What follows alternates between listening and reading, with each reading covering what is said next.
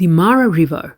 The river has achieved global recognition due to the influx of tourists who flock the area to witness the annual wildebeest migration, christened seventh wonder of the world.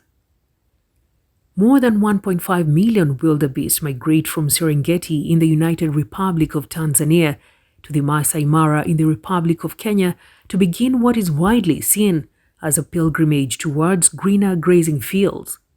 Once we have the integrity and the healthy environment within the Mara ecosystems, we are sure that the tourism sector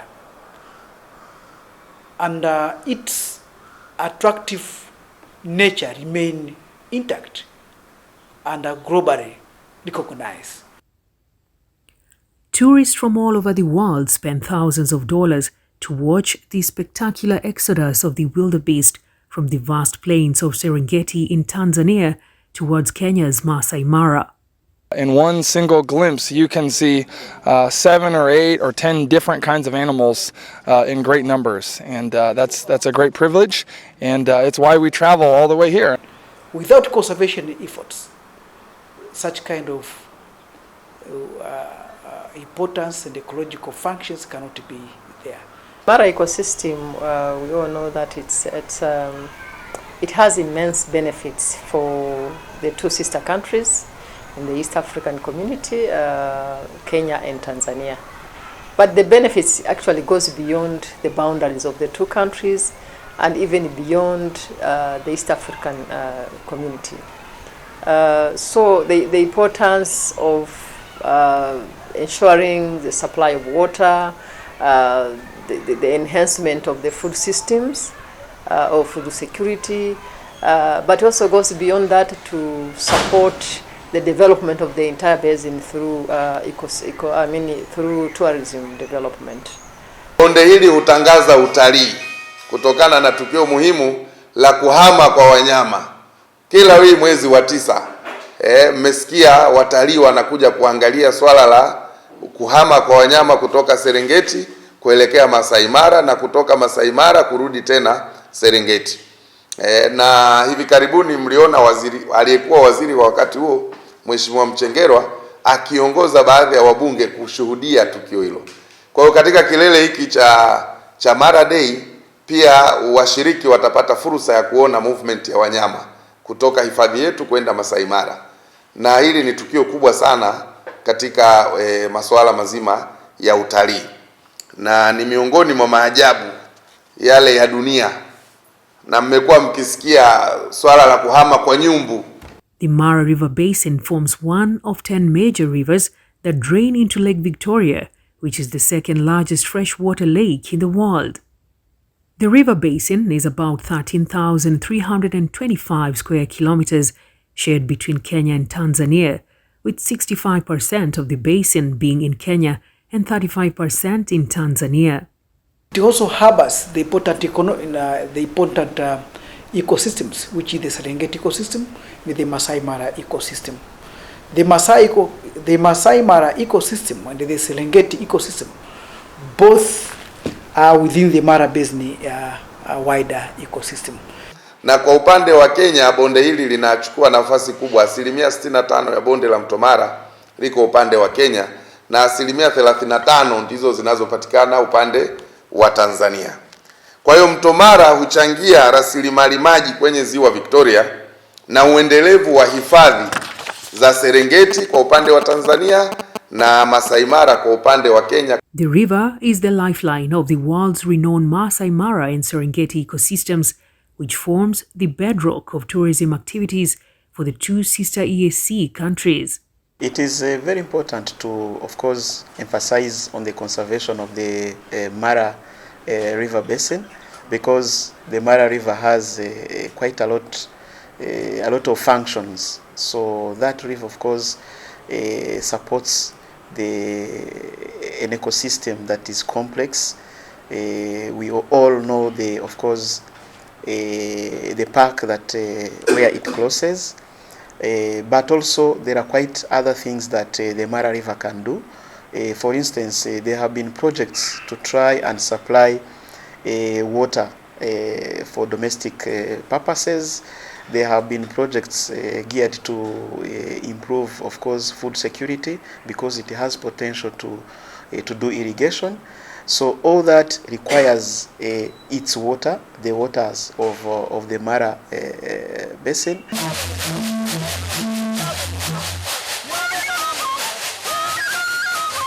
Since the start of the annual Mara Day celebrations in 2012, several milestones have been achieved. The formation of Mara River Transboundary Water Users Forum is a platform that now facilitates dialogue and spearheads the transboundary water resources management initiatives. The water users, both from Kenya and Tanzania, they have been gathering annually, discuss, exchange how they are using water resources from the river. And this has made the water to flow from the upper part of the river to the downstream. And without this kind of the water users association, the situation could be of difference as witnessed today. The conservation efforts calls collective effort from all the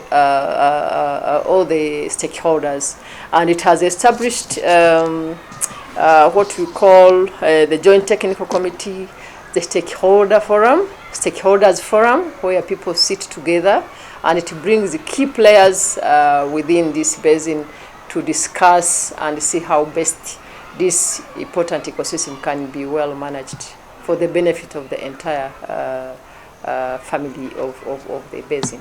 This is very important because during this time is where we provide awareness to the stakeholders and communities benefiting to these ecosystems. We understand that climate change has been a challenge to all of us and even our ecosystems that are very important for the livelihoods of the people. Therefore, it is very important to provide awareness to the communities and also to appreciate efforts of our partners who are conserving these ecosystems. The diplomatic efforts through EAC LVBC during the Mara Day celebrations have also raised the focus and attention on degradation of water catchment of Mara River in the May escarpment forest ecosystem. As a result, the government of Kenya has initiated measures to protect the Mau water catchment, including the establishment of the Kenya Water Towers Agency. The Mara River Basin Biodiversity Action Plan and Environmental Flows of Mara River document was also approved by Lake Victoria Basin Council of Ministers in a meeting held in May 2009. The ministers directed key stakeholders in Mara River Basin to use this document as guidelines for biodiversity and water allocation in Mara River Basin. My request to the communities around or living within the Mara River Basin and the riparian communities is to continue conserving, recognizing the need of these ecosystems. I think the message I would want to give to the people within the basin is that first, because now they understand the benefit of this ecosystem, they are the first beneficiaries basically.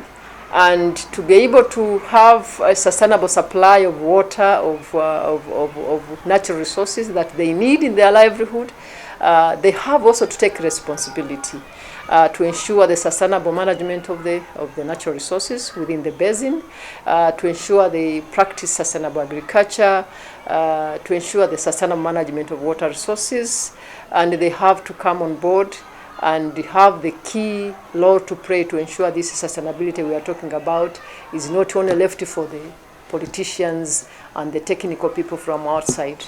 Rather, we all have to move together to ensure this ecosystem is well protected for the benefit of all of us. And is to know the importance of the Mara River.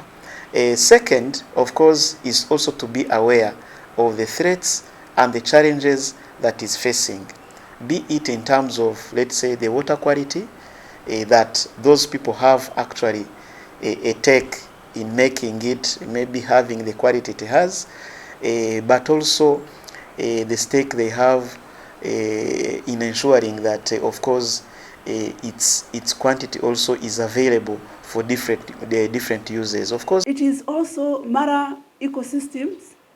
The Serengeti is also recognized as the UNESCO World Heritage.